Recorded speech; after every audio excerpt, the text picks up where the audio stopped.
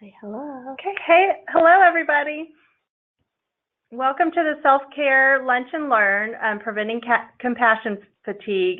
Thank you all for joining us. I'm Kristen Simpson. I'm the adoption specialist here at Buckner. I've been with Buckner for 3 years, and I've been in the adoption field for about 17 years. I've also been a foster parent and an adoptive mom as well. And we also have Cherie. I'm Cherie, and I am supervisor for home development. I've worked in foster care. I've actually been in the child welfare services for a little over 20 years, and I am the mom of a soon-to-be 15-year-old. So it looks like we still have a couple people joining us, but while we're waiting, we'll go over just some housekeeping pieces. All of you should have a little menu on the right side of your screen. And there are 3 handouts. So if you look towards the bottom of the screen, you'll see an area for chat. So if you have a quick message, you can chat there, and I think everybody should be able to see that chat board. There are 3 handouts that we'll refer to during the training, and that's where you would be able to get that. The one that's titled Self-Care Preventing Compassion Fatigue, that one has images of the slide on it, and you can take notes using that page. Then there's a self-care wheel that we'll refer to towards the end, and there is a front and back. So the front part is filled in, and it's what you're going to see on the screen. And then if you scroll down to the second half, that part is blank for you to use after the training. And then there's a self-care lunch and learn challenge that we'll talk about at the very end. There will be a couple of poll questions that we'll use. And then the other piece that I wanted to let you know about is if you have questions, you can go to the questions tab and type in your question, and we'll get to those throughout the training. I think that was everything, right? Okay. Oh, the other piece that we wanted to just let everybody know is if you would please just make sure that your phones are muted, just so that we are recording this, and so to keep any extra noise out of the recording, that would be great. Thank you very much. And so we'll do the first poll for everybody while we're waiting. Sorry. Okay, so I'm going to put a first poll up on your screen, and it's just to help us kind of get an idea of how you're feeling today, on a scale of 1 to 5, 1 feeling really good and 5 feeling fatigued or near burnout. So I'm going to launch this right now, and if you'll just take your pen, and you should be able to just mark where you're feeling on that scale, just to kind of give us an idea of where you are.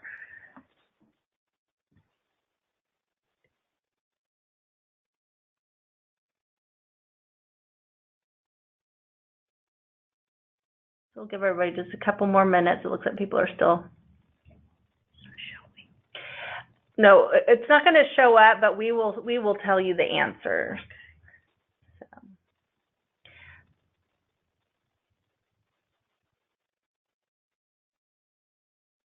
So it looks like we've got about we've got about 87. It looks like people are still coming in, so let me give it a little bit more time.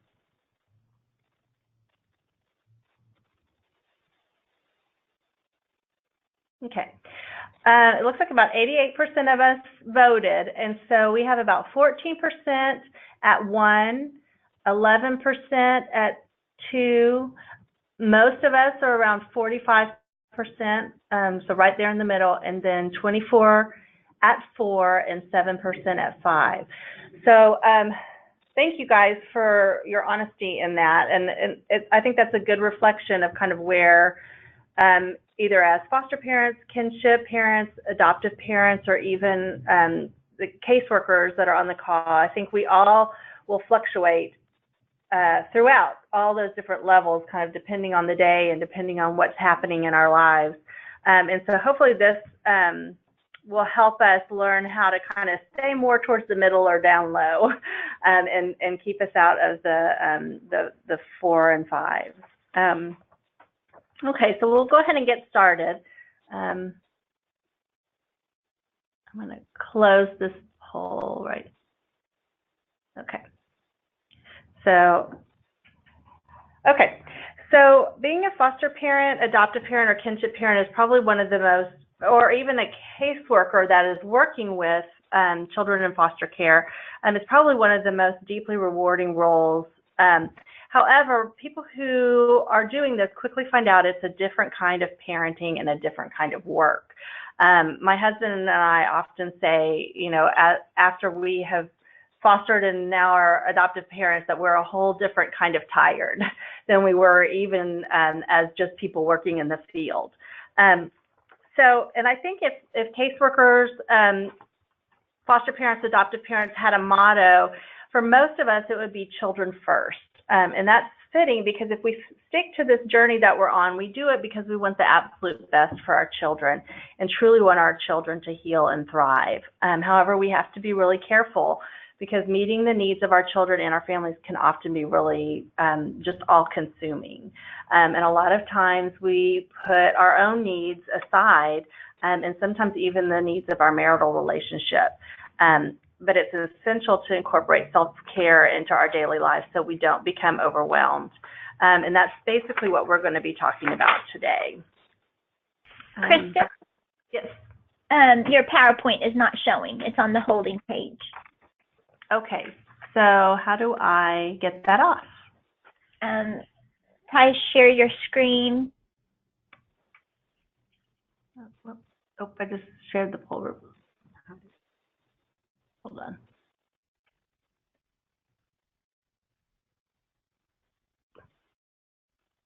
Okay, we're working on it. Okay, are you seeing it now? Yes, perfect. Okay. Okay. Okay, there we go. Sorry about that. Technical difficulties. Okay. So the first thing that we're going to kind of talk about is just our chorus of doubts. So when people first come into foster care or become adoptive parents, or even invite children into their homes as a kinship placement, they often do so with the expectation that our children will settle in with relative ease after a period of transition. And I usually kind of put that in quotes because that everybody has a different idea of what that period of transition is going to look like. But many of us really don't fully grasp until we're kind of in the mix of things, the period of time that transition can really take. However, as we move through the process, we realize just how fundamental our children's primary need for survival really is. And the only way that they know how to do that is through the coping skills that they learned in the past, which are distrust of adults, lying, stealing, sneaking, fighting, being kind of hypervigilant, all of those things that our kids do. And we know through working with so many families that our children can heal and our families can survive that period of transition, but we have to hold that healing on as a long-term goal, whether it's 6 months out or a year out or even 2 years out. And why that's important is because as parents or even as caseworkers that are working with our families, we're in the midst of kind of navigating the results of our children's view of the world day in and day out. And if you're lucky, you have embedded times to allow yourself time for relaxation and renewal. If you're a working parent, this can be really difficult to transition from the realm of a workplace, maybe where you're finding mutual respect and teamwork, back home in the evenings where there's a little bit more chaos. And our mental energy can become really sapped. So kind of at the end of the day, you're really trying to fit in all the work with your kids, from picking them up from school or daycare, transitioning them home, taking them apart to get them some exercise, bath time, dinner time.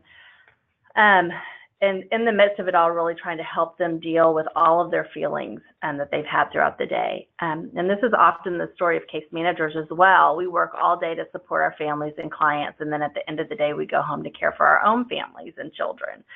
So whether you're a caseworker or a foster or adoptive parent, sometimes kind of where this chorus of doubts comes in is like when you're standing in your kitchen or standing in your living room at 8 o'clock at night, just tired and defeated, and it's really only 8. So it's just really easy at the end of the day to just turn out the lights and say, I'm going to do my self-care tomorrow. So when we allow ourselves, or if we find ourselves kind of in this place for too long, then we start to have these doubts. So, it's better not to say anything. I'm not going to call my caseworker and tell her that, how difficult this is. Or I can't, frustration that you can't get your children to do what they're asking. And just having that feeling of it's never going to change, or it's always going to feel this way. We just find ourselves just overwhelmed, exhausted, frustrated, angry, resentful. And when we kind of, if you're feeling this way, then that is compassion fatigue. So we're going to talk a little bit about that.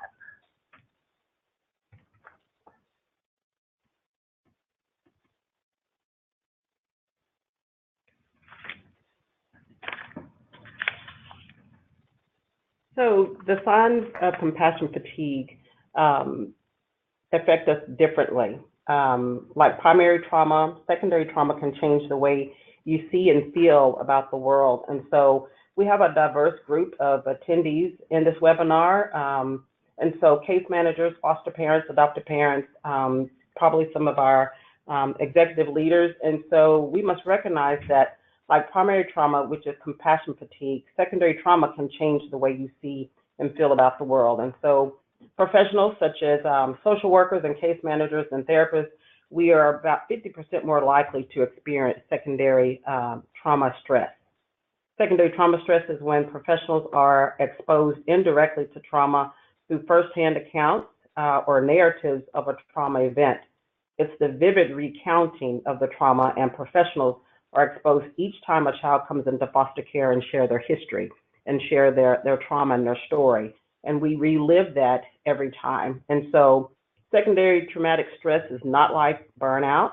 Burnout happens over a course of time, and it's typically the result of general occupational stress. So it's totally different from compassion fatigue. The risk is greater among women and individuals who are highly empathetic by nature or have unresolved personal trauma. The risk is also higher among professionals who have heavy caseloads or who are socially or organizationally isolated, and as well feel that they're professionally compromised due to inadequate training.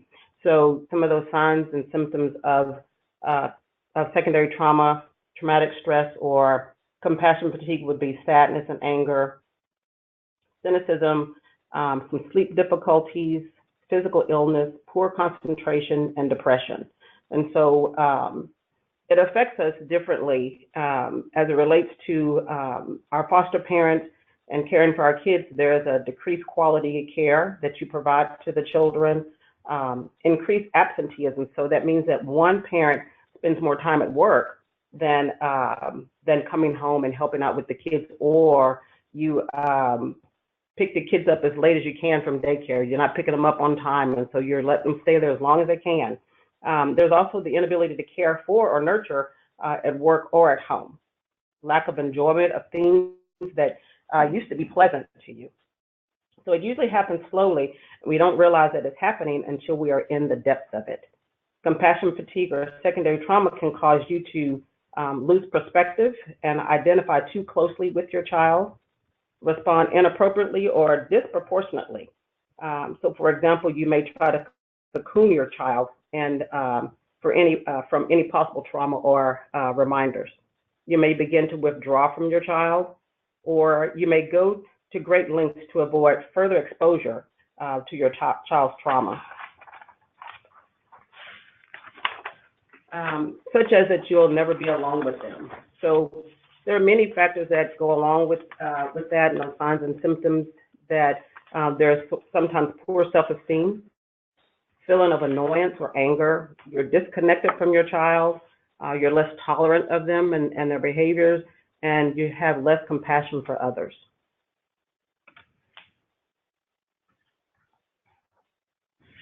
So the barriers to self-care is that sometimes, we hear that you need to have more self-care. And so the first thought that may come to your mind is, yeah, right, I don't have time for that. When do you suggest that I fit in self-care? The only problem is that self-care is essential to healing our families. And so we can only give our children what we have to give.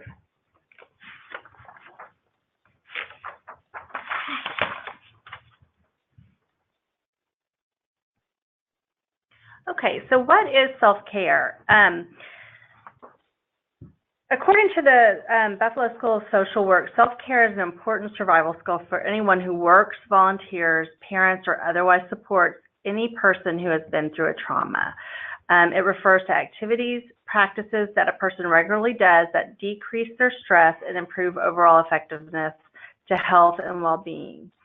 And although self-care is usually the first responsibility that people put on the back burner, it's essential to maintaining a lasting relationship and enabling people to endure very trying situations. So common aims in self-care are taking care of your physical and psychological health, managing and reducing stress, honoring our emotional and spiritual needs, so taking the time to really look at and accept where we are and then do something about that. And self-care really helps us achieve an equilibrium across our personal, school, and work lives. When we let self-care go, then we become really unbalanced. And because each of us have different lives and commitments, we have to decide for ourselves what self-care means to us and how that we can best apply it in our own lives. It's going to naturally ebb and flow, like I was talking about before when we did our poll. We're going to sometimes find ourselves able to do really good self-care, and then at other times in our life, we let that self go, and we have to emphasize one area over the other. Where we start to get in trouble is when we let a majority of our self-care activities go, and when that happens, we become more vulnerable to experiencing secondary trauma and health concerns as well. So what do we do about that? Often we allow the defeat of our situations to convince us that we have no ability to change our circumstances, and that's just not true. First, we must start by understanding and respond to our own needs. Recognize your body's signs of stress. Take a step back and understand how the stress you are under is influencing your relationship with your children, your spouse, your family, your friends. And so is the stress you're under beginning to cloud your judgment or preventing you from creating movement in certain areas of your life? If so, it's time to make a plan. Okay, so we're going to talk a little bit about the self-care wheel, and that is actually one of the handouts that we have under your handout section. And this was developed by Olga Phoenix, who was a survivor of domestic violence herself, and she's an internationally recognized expert and speaker on vicarious trauma. So she's developed this wheel, and as foster adoptive parents and then people who work with children of trauma and adults of trauma, we have to integrate self-care into our lives to be effective for the children and families that we work with.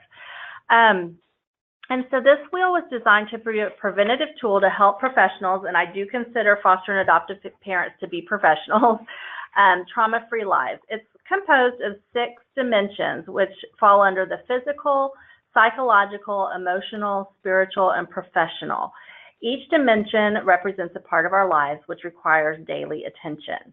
And all 6 dimensions are equally important, which you can tell by the kind of space she gives it on the wheel. And I always, when I talk about this in the adoption classes I teach, I talk about this as a house on stilts. Like, we are a house, and each section of the wheel is one of the stilts that's holding up our house. So when we have all of our stilts, our house is very stable and is on a firm foundation. But a lot of times when people get under stress, they start to kind of knock out the cogs of their wheels, or the stilts under their house. And when we do that, then our foundation becomes very unsteady and begins to crumble, and our lives become unbalanced and healthy.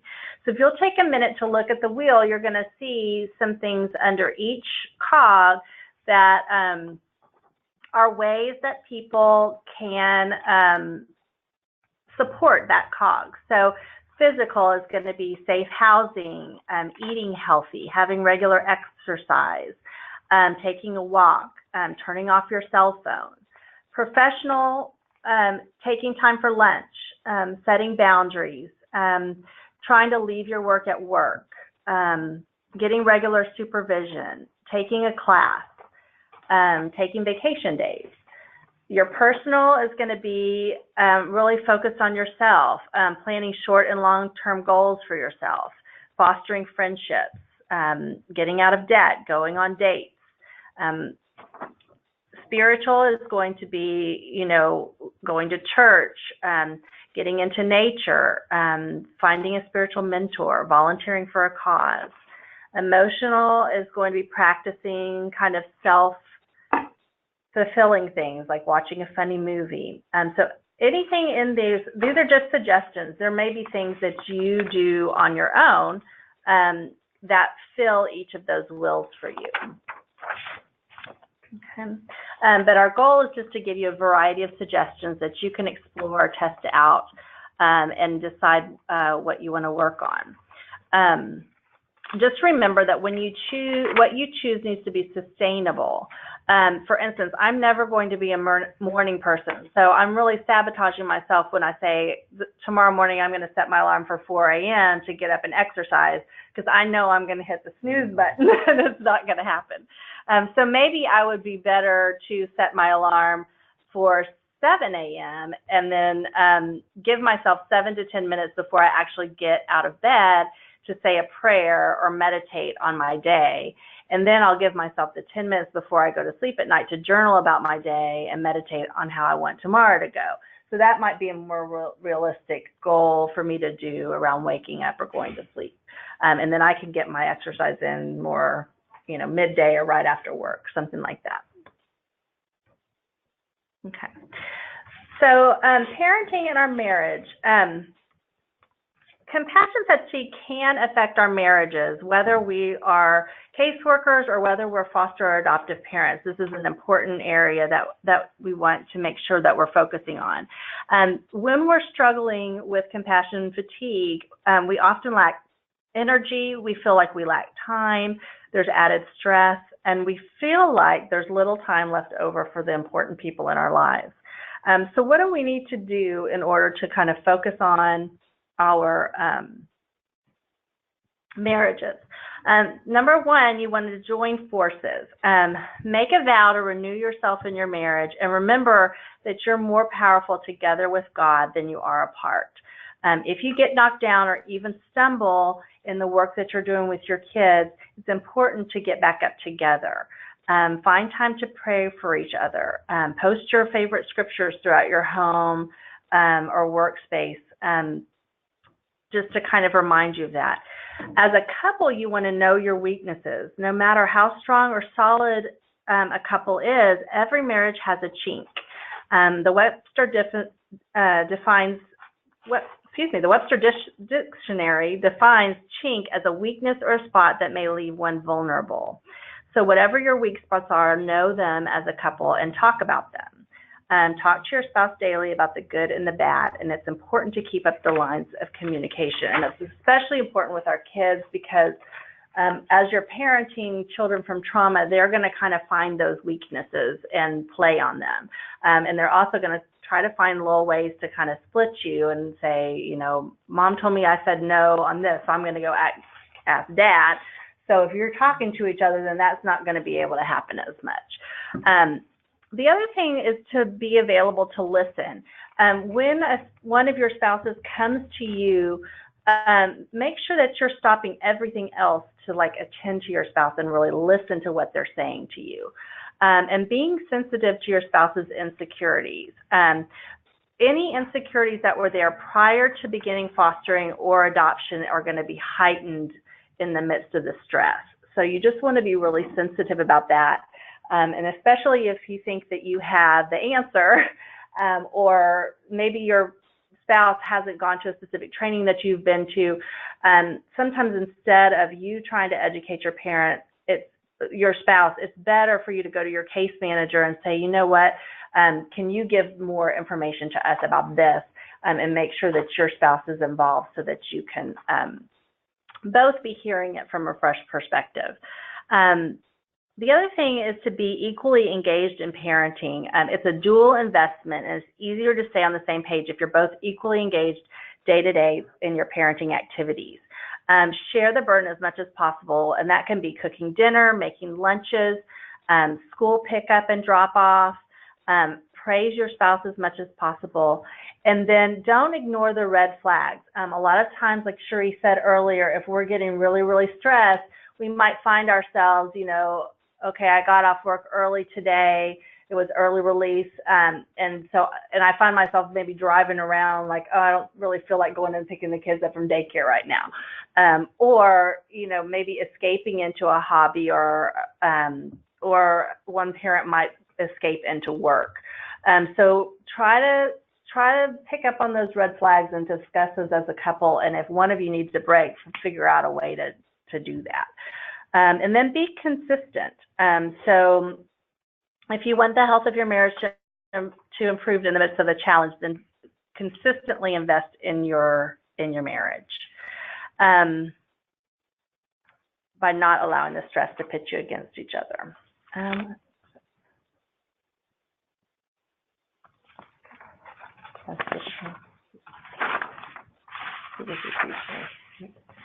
So for those foster adoptive parents who are single and you don't have that extra help with a spouse in the home, we encourage you to, again, look at yourself and determine if you need self-care. And so we talk about taking mini breaks,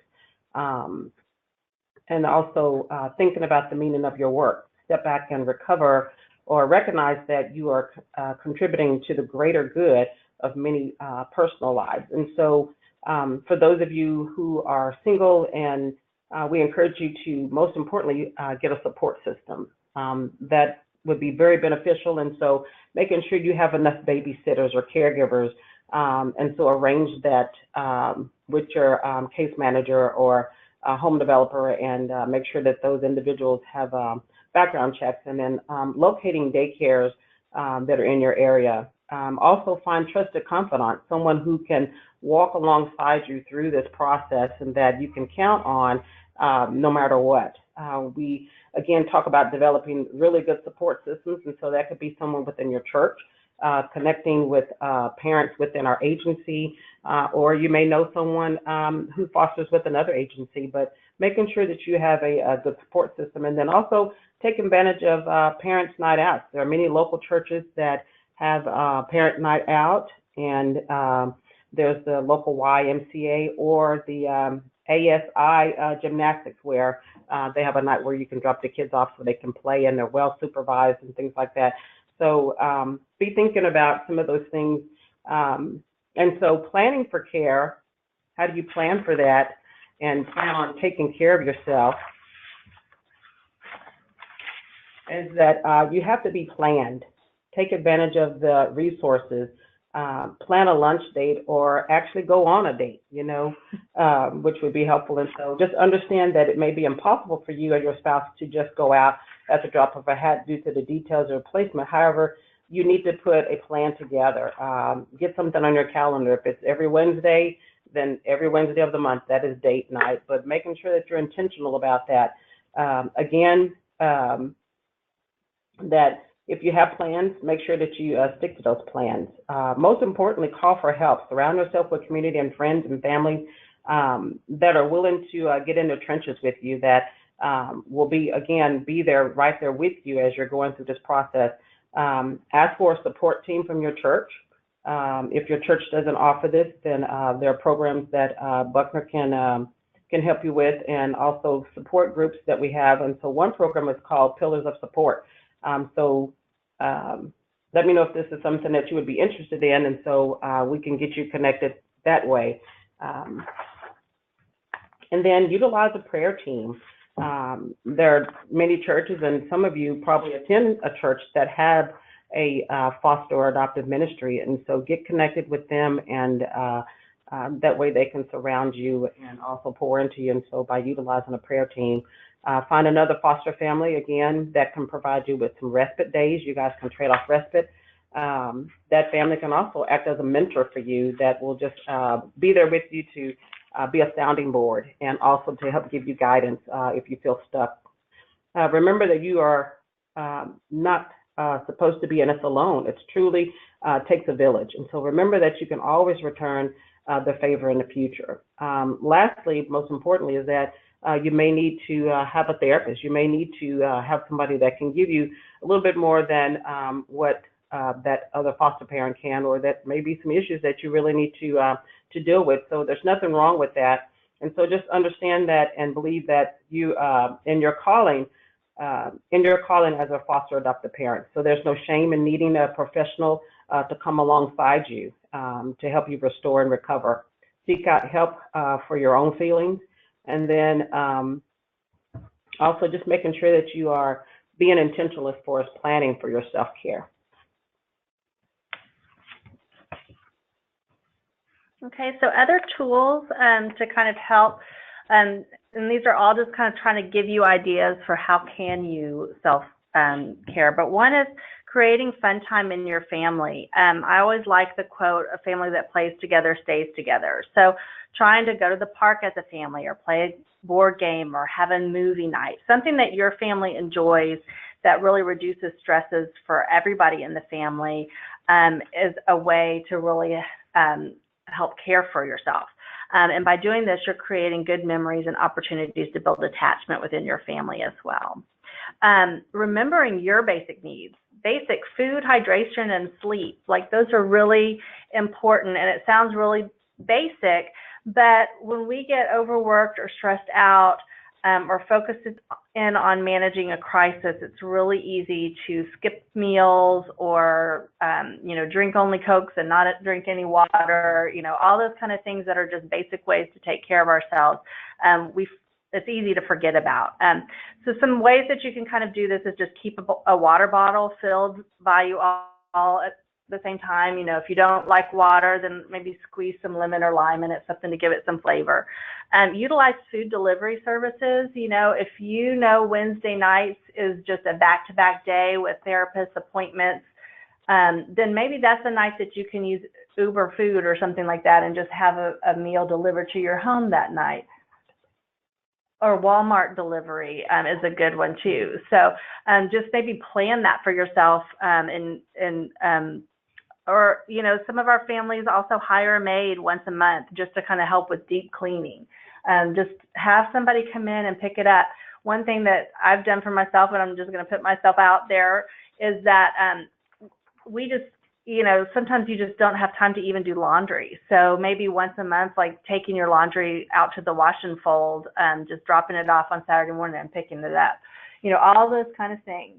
I'm going to take just a minute to pause for questions, just because we've kind of given y'all a lot of information so far, and see if anybody has any questions so far.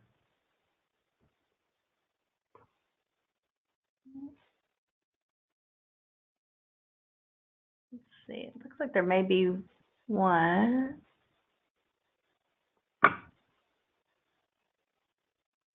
Sorry, we're trying to read it. Just says 3. I think that's.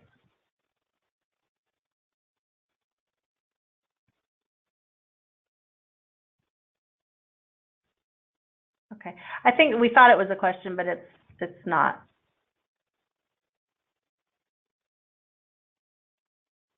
Okay. I don't think it was a question. So does anyone have any questions so far? And feel free to do raise your hand, or if you want to. Okay. All right. So we'll keep going, but if you do have one, just make sure that you type it in. Don't do that there. Yeah. Okay. Sorry about that. Okay. Setting boundaries is another tool that you can use. especially with your children. A lot of times once our families kind of start getting into fostering, then they do realize that maybe they can't have as many responsibilities at church or commit themselves to extra things at work. So just kind of watching your boundaries and realizing that you can say no to some things as well. And then, you know, it's kind of a funny thing, but Cherie and I both thought that it was really important to mention just putting on your own oxygen mask first. You can't help anybody else unless you're helping yourself. If you're not filling your cup up, then there's not going to be anything left to pour out on other people. So, so making sure that you're attending to yourself throughout it all, and then just knowing yourself. We all have times when we're better able to handle stress than other times. And if you have a lot going on in your personal life, then you're just going to have less energy to invest into the children in your home or that you're working with. And so recognizing your limits and current personal demands and trying to create a way to make a balance with this. It doesn't mean that you care less about the children or families that you're working with, but you have to figure out how best to serve them in the long run, and that is by taking care of yourself. So there's a article by Bob DeMarco, and it's my ongoing journey as a foster dad and fostering perspectives. And so the good news is that even on the worst day, we are still helping our children.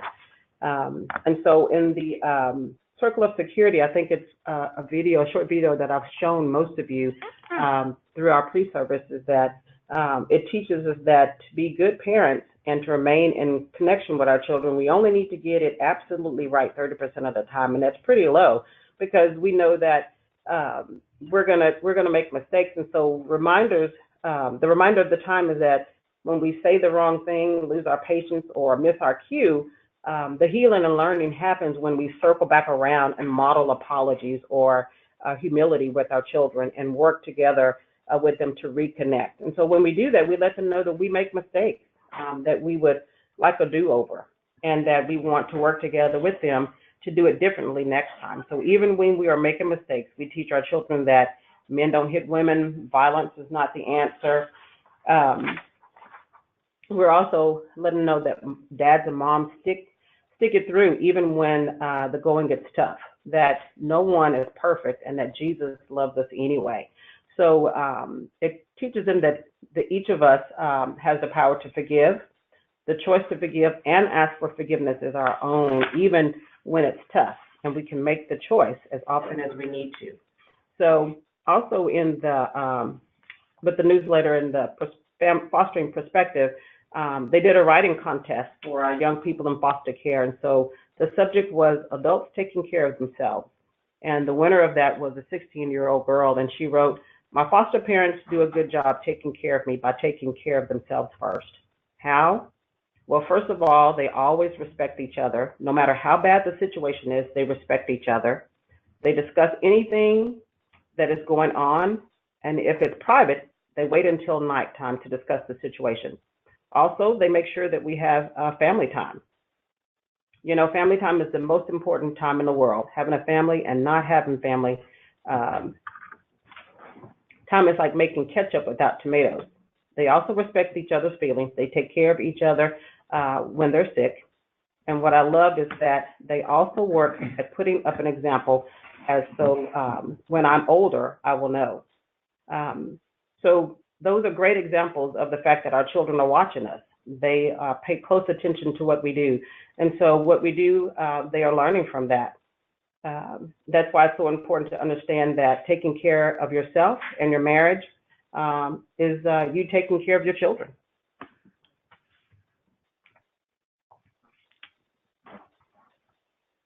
Okay, so so what do?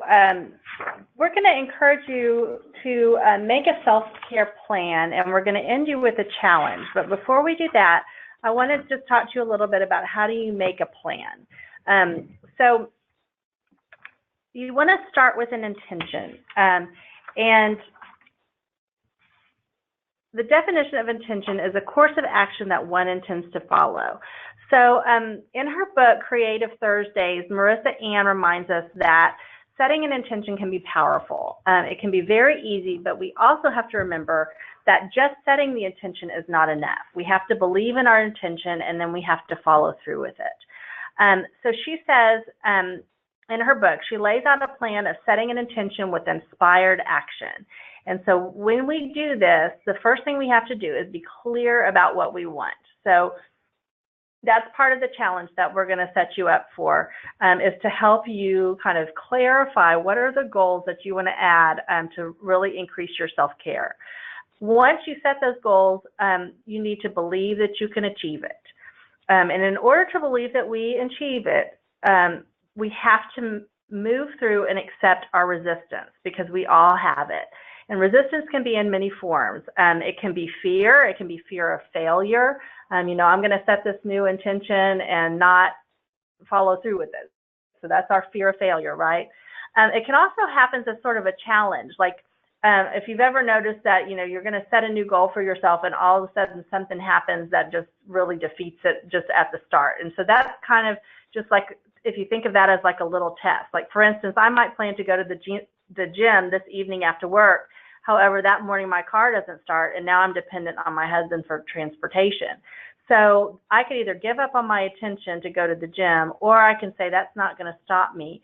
So instead of going to the gym, when I get home, I'm going to take my kids for a walk around the block and then have relay races with them in the backyard. So I'm still going to get in my exercise. Or I might sit down to read and then start kind of wandering in my head, have I made all the beds? Have I done the dishes? Maybe really I shouldn't be reading, I should be starting dinner. So all those things are resistance. And so how do we deal with resistance? We're going to start at the beginning, and we're going to allow ourselves an imperfect start. So we're going to know it's not going to be perfect just to start off with. And then we're going to recognize and consider our fears of failure. We're going to let go of the need for perfection.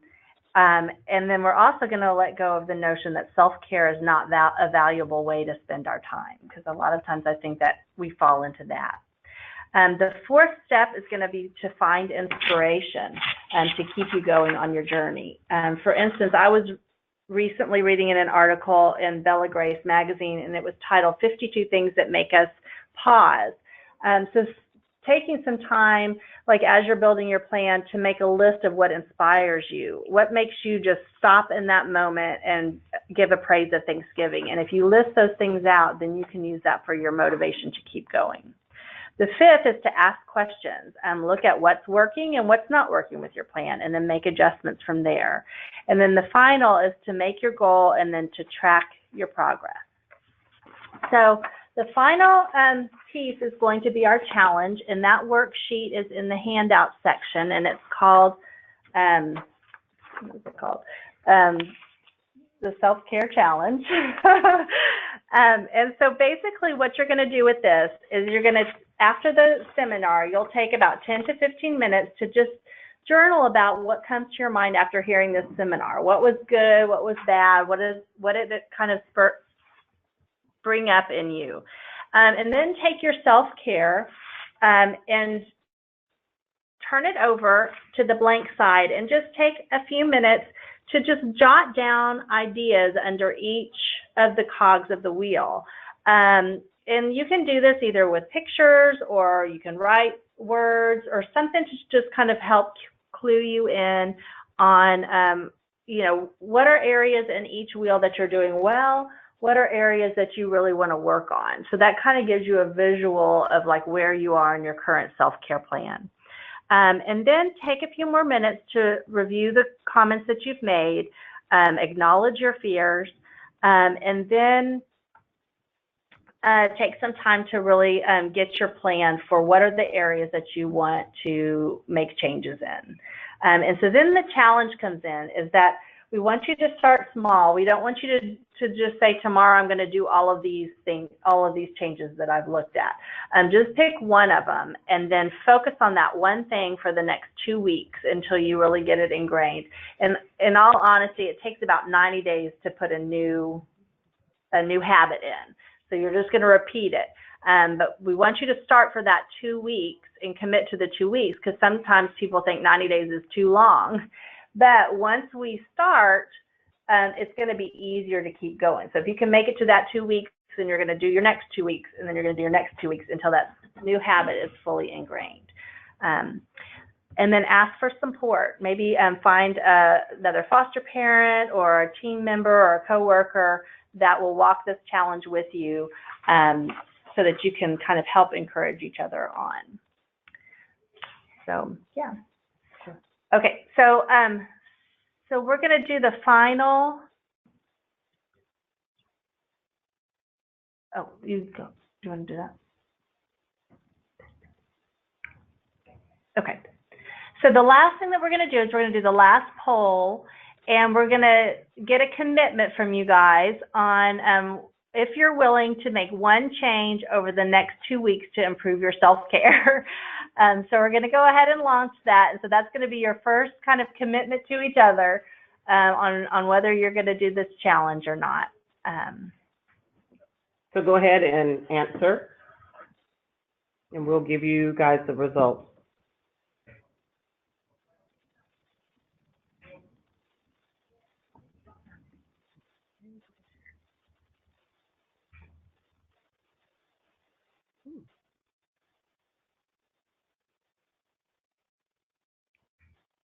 We'll give it, we've got about 80%. We'll give it a couple minutes, see if we can get up to 100%.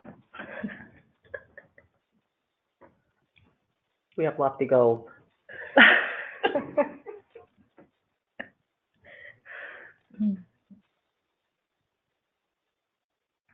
Okay, we're at 88%. Let's see.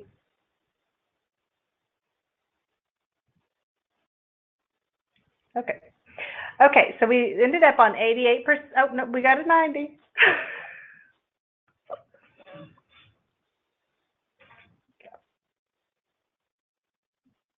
That's good. Okay. All right, so we have about 95% of us voted yes, that we will take the challenge, and about 5% of us are uncertain. So we're hoping that the uncertain people will continue thinking about it and eventually try to take the challenge. Okay, so now it's time for any questions. I think we did have one question about certificates. Do you want to answer that? Yes, we will give certificates out to those who attended, and so we'll be, I think they'll be emailed to you, and so you'll be receiving that afterwards. Once we're done with our webinar, you will be receiving a survey via email, and so we would like for you to take time to answer the questions on the survey, because we would love your feedback. And so before we close, are there any other questions or further questions that, or questions that you haven't asked?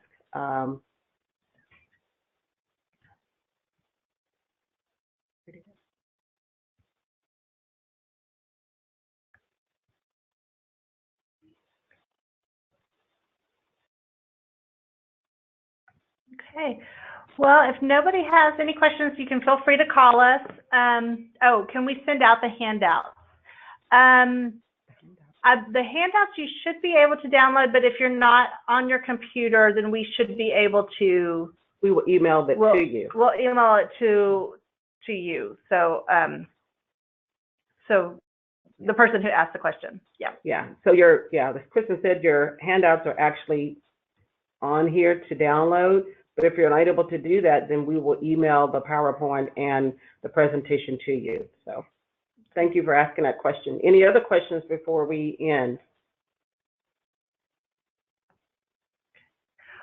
There's several on the question list. Can you look at that? Let's see, we're not seeing them. Can you read them out to us?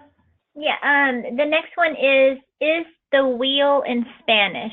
Are you aware of the wheel being Spanish? That's a really good question. It's possible that you could look it up. If you look up Olga, let me look at her name. If you look up Olga Phoenix, it's Phoenix, and then it's called Self-Care Wheel. And I bet if you did Self-Care Wheel Spanish, I would imagine that you would be able to find it if she has it, because she's posted it online. Okay. And yeah, and somebody else found the handout. Oh, thank you for so much. We love this. Yeah, we appreciate your feedback. Thank you.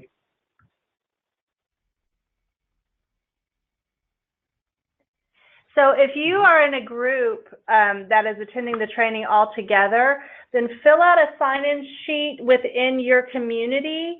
And then if you'll email that either to myself or, or myself or Cherie, we will get certificates to you. And my email is ksimpson@buckner.org, and Cherie's is scott@buckner.org.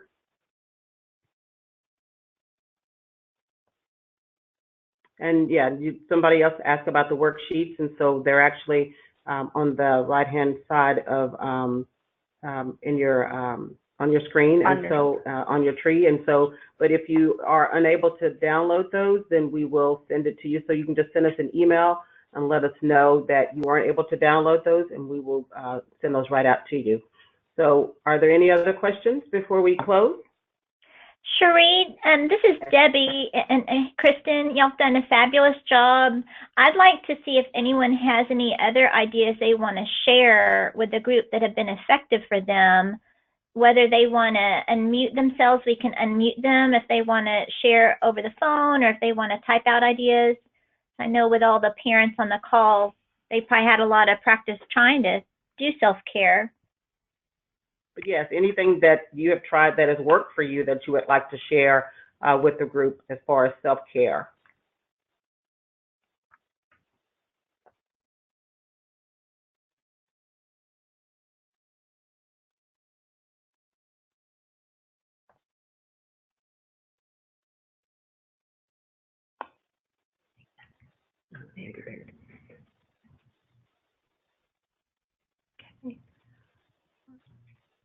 All right, well, I appreciate you guys taking the time today. We're really excited that we had such a great response. So I hope you have a wonderful day and find some time to care for yourself today. Thank you for joining. Thank you. Bye-bye.